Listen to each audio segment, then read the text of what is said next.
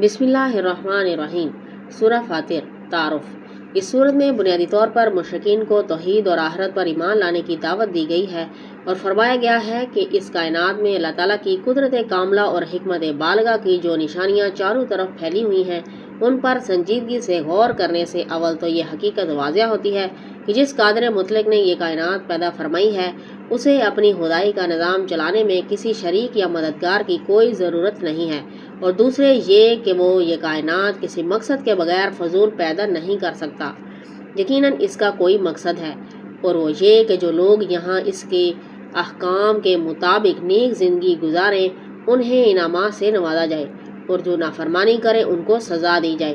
جس کے لیے آخرت کی زندگی ضروری ہے۔ تیسرے یہ کہ جو ذات کائنات کے اس عظیم شان کارخانے کو عدم سے وجود میں لے کر آئی ہے اس کے لیے اس کو ختم کر کے نئے سرے سے آخرت کا عالم پیدا کرنا کوئی مشکل کام نہیں ہے جسے ناممکن سمجھ کر اس کا انکار کیا جائے، اور جب یہ حقیقتیں مان لی جائیں تو اس سے خود بخود یہ بات ثابت ہو سکتی ہے کہ جب اللہ تعالیٰ کو یہ منظور ہے کہ اس دنیا میں انسان اس کی مرضی کے مطابق زندگی گزارے تو ظاہر ہے کہ اپنی مرضی لوگوں کو بتانے کے لیے اس نے رہنمائی کا کوئی سلسلہ ضرور جاری فرمایا ہوگا۔ اسی سلسلے کا نام رسالت، نبوت یا پیغمبری ہے، اور حضور نبی کریم صلی اللہ علیہ وسلم اسی سلسلے کے آخری نمائندے ہیں۔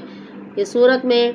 آپ کو یہ تسلی بھی دی گئی ہے کہ اگر کافر لوگ آپ کی بات نہیں مان رہے ہیں تو اس میں آپ پر کوئی ذمہ داری عائد نہیں ہوتی، بلکہ آپ کا فریضہ صرف اتنا ہے کہ لوگوں تک حق کا پیغام واضح طریقے سے پہنچا دیں۔ آگے ماننا نہ ماننا ان کا کام ہے اور وہی اس کے لیے جواب دہ ہیں۔ سورت کا نام فاطر بالکل پہلی آیت سے لیا گیا ہے جس کے معنی ہے پیدا کرنے والا۔ اسی سورت کا دوسرا نام سورہ ملائکہ بھی ہے کیونکہ اس کی پہلی آیت میں فرشتوں کا بھی ذکر آیا ہے۔